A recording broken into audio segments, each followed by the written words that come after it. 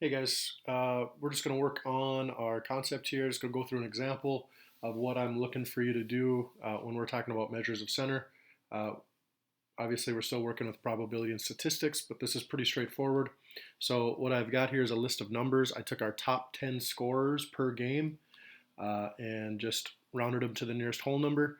So I've got 10 values here. So the first thing I want to find is our mean.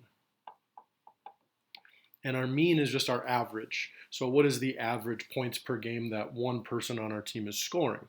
So these are all separate averages. We want to find the averages of our 10 people. So what we're going to do is we're going to add those 10 numbers up. So I'm going to go 24 plus 10 plus 8 plus 7 plus 4 plus 4 plus 3 plus 2 plus 1 plus 1. And then I'm going to divide that all by 10. So when I add up those values, 24 plus 10 plus 8 plus 7 plus 4, 4, 3, 2, 1, and 1. I get a total of 64.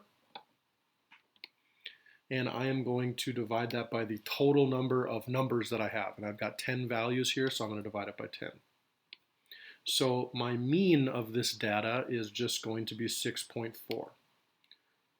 So on average, out of the 10 players that I had picked, those 10 players are averaging about 6.4 points per game. Okay, so that is our mean. That's another word for our average. Our next one is our median. Our median is our middle number, and in order to find the median, you need to have the numbers in order. I've already done this for you, so it's going to work out pretty well. But basically, you need to make sure that your numbers are in order so we can find that middle number. So I'm going to just work my way from the ends and work my way to the middle. So 24 and a 1, 10 and 1, 8 and 2, 7 and 3, and then I've got two values here. I don't technically have a middle number, so luckily they're the same.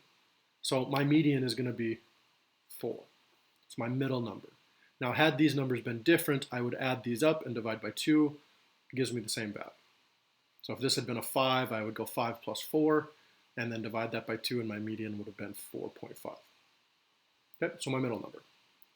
And then my mode. My mode is my number that happens most often. So if I go back up here and look at this, which numbers occur more than once? I've got 2 1s and I've got 2 4s. So I have 2 modes, 1 and 4. You can have no modes, you can have multiple modes. Basically, which one occurs the most. Okay, so pretty straightforward given set of data. You're also going to have to take a look at a data display and figure out the mean, median, and mode of that as well.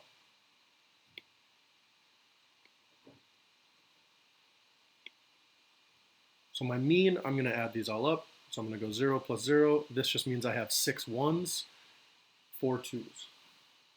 So I'm going to go 0 plus 0 plus 1 plus 1 and so forth.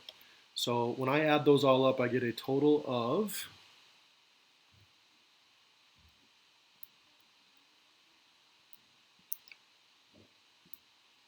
17, and then I just got to figure out how many values I have. I've got 1, 2, 3, 4, 5, 6, 7, 8, 9, 10, 11, 12, 13. So I'm going to put that over 13. I'm going to take 17 divided by 13. Now these values represent the number of fouls per game. And so basically what that tells me is my mean is about 1.3.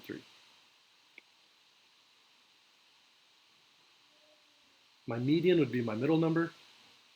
I could write them all out if I wanted to, but basically I got to find my middle number. So I'm just going to work my way from the ends to get to my middle.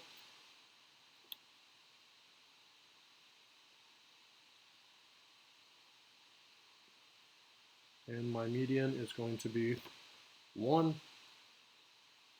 And then my mode is pretty straightforward as well. Should be pretty easy one to figure out which one occurs the most. 1 is my mode.